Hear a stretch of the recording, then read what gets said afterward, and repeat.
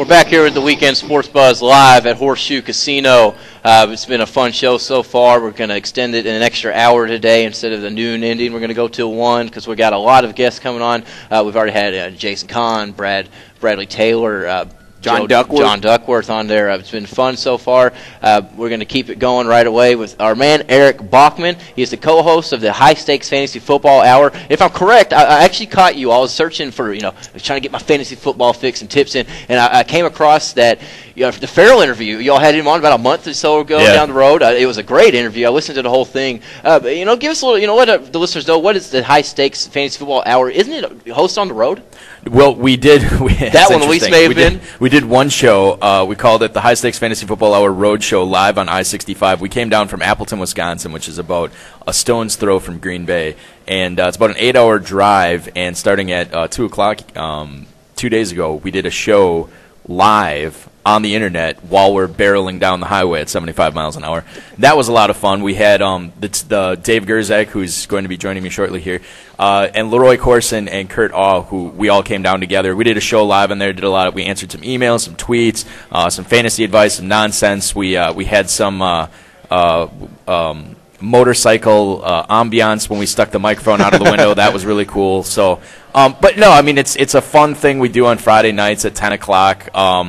And the great thing about it is there's so many shows out there that talk about fantasy football and give advice. We just bring on players, like high-stakes players, and we just kind of pick their brains for at least half the show. And nobody wants to get advice from us anyway. We just bring the funny, and then they just come on. That's kind of like us. Nobody really honestly cares what we think about Kentucky or Louisville, and what's going on. That's what everybody wants, man. Exactly. You guys just entertain. Exactly. That's what it's we bring all guys about. like you and Dave on. Obviously, your man Dave Gerczak has sat down with you. You're the other co-host of High Stakes Fantasy Football. Like you said, Fridays at 10 p.m. On blogtalkradio.com/HSFF. And you can also catch you guys on Twitter at HSFF Hour. Obviously, Twitter world is a big thing these days.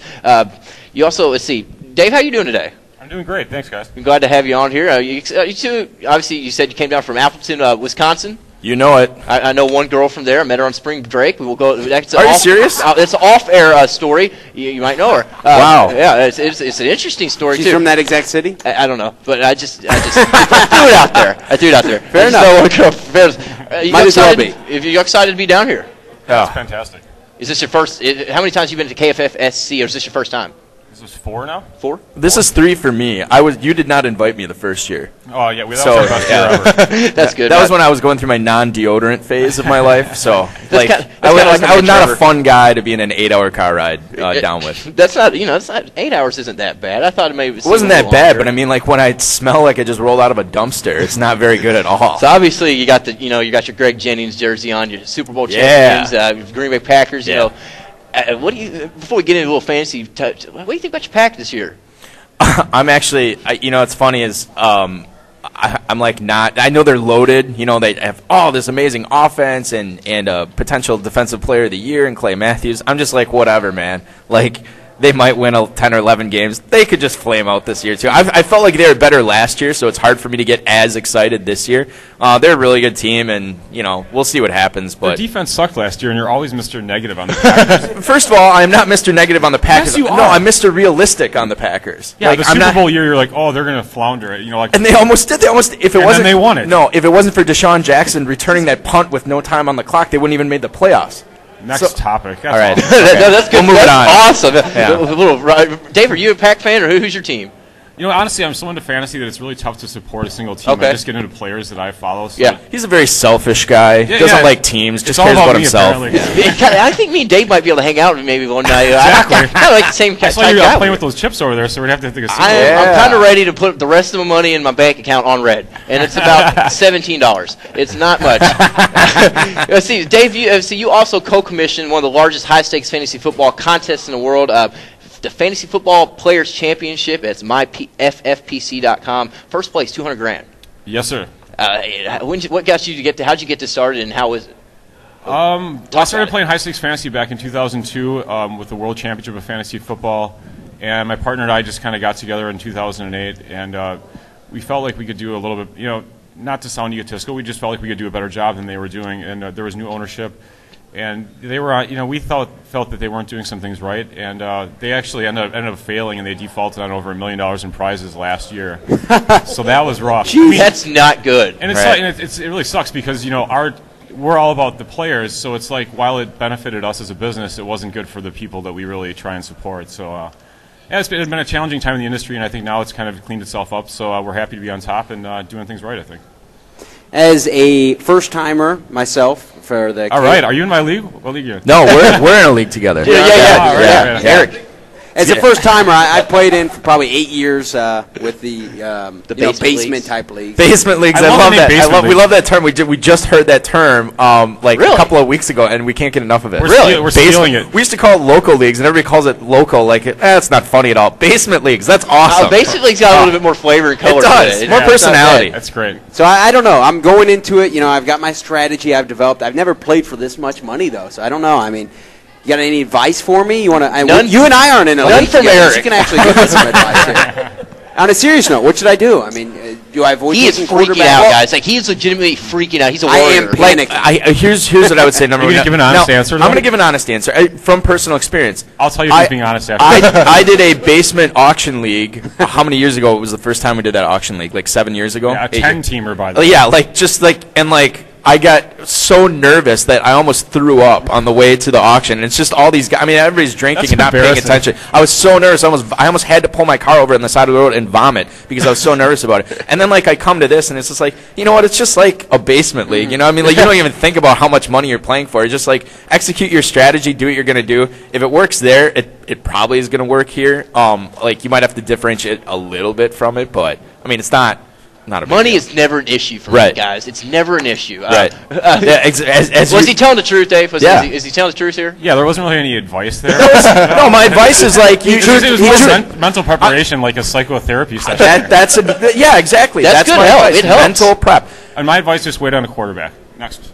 That's what I would do, and the receivers will fly off the board. The receivers will fly off the board. Yeah. Now, what about this advice? Yeah. I don't like y'all's advice because what we've been told is don't listen to any of you guys. That's the number one advice of what we've been told. That's the great thing about our show, too, is people listen, but they don't know if we're, telling them the truth or not. I had some guys, say, when I was drafting, we listen to the show, we love the show or whatever, and, he's following some of the advice that we gave on the way down, and it didn't work out for him. Yeah. And he didn't take Ben Tate. Yeah, he missed out on his handcuff after I told him not to take him, at that point in the draft, and he didn't, and then somebody else snaked him on him. And, I said the great thing, nobody knows if we're telling the truth on the show. We might just be filling you guys with a bunch of mumbo-jumbo, just so we get all the players we want. Welcome to the Weekend Sports Buzz. Do you guys, I know Kelly kind of wanted to bring this one up. Do y'all do anything else other than fantasy football? What do you do on the side, maybe for your real jobs? Eric and I work together. I own a watch e-commerce site called watchco.com. We have 100 brands, and I've been doing that for a long time. Is that those bad watches you're all wearing right now? Yeah, look at that right there. See, all of our video, we got a lot of video watchers. So I have 3 watches, and he has 100. I have way too many. It's the sickness. I have one Callaway watch. Kelly, you don't seem like a watch guy. I don't have. I might be a skin watch guy, but I don't know about the real watch guy. I do like to get people on the skin watch deal. That's one of my favorite go-to moves. But. On a serious note, you mentioned the handcuff thing, that strategy. I've kind of been burnt by that in the past. What do you guys think of it? Obviously, there's probably good ways to do it, bad ways to do it. I'm thinking maybe if you get Matt Forte, maybe it's then important to maybe lock him up with a Michael Bush. What do you guys think about that strategy? Do you want to take this one? Because I have some thoughts, but I'll let you. I want to hear your thoughts too. I'm going to give them. I'm going to clean up Dave's answer. Okay, that works. I don't ever. If the handcuff is there, I'll take him if it fits how my team's turning out. I actually had that situation yesterday where I had Foster and Tate was available to me, but Witten had fallen to the 7-12, and I needed a third running back, so I ended up taking the third running back, and then I would have had to take Tate and get a worse tight end. So I just risked it, let Tate go, took Witten, and I'm dealing with it. It's fine. Until week 4. And the other thing, too, is if you want to talk about Ray Rice or Shady McCoy or somebody like that, getting their handcuff, you can do it super late. But if you're talking about Matt Forte and Michael Bush. Matt Forte, Michael Bush, Foster. Aaron Foster, Ben Tate, you kind of got to blow an early pick to get those handcuffs. And, I don't know. I mean, there's 200 teams in this event. You're trying to win the whole thing. Sometimes you got to go for broke and just throw caution to the wind and grab a big upside guy there instead of locking up your handcuff. Yeah, sure. I'm looking, before we get you go, we're up against this break, Eric. I'm looking at your tag. It's not on here. Las Vegas champion. Yeah, I won the I Want Vegas League last year, so I will Very confident, right? Yes. Very well, confident. no, I'm not. And that's the thing. It's just like, I'm going to go up there. Nobody's going to respect me like normal, and hopefully I finish 500th this year and just try to bring some respectability back to my name. Dave, you kind of look a little under. No, that's just typical Balkman. Typical Balkman. That's a good team name.